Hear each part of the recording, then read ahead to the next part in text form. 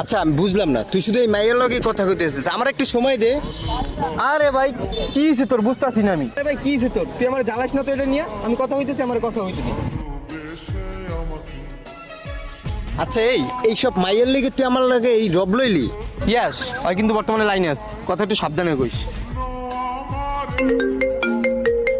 Hello, কই তুই? তোর বন্ধুরে আটকাইছি, এই তোর বন্ধুর লোক কথা ক। কই তুই? স্মৃতিসৌধের ভিতরে। 1 মিনিট ওয়েট করাইতে আছি।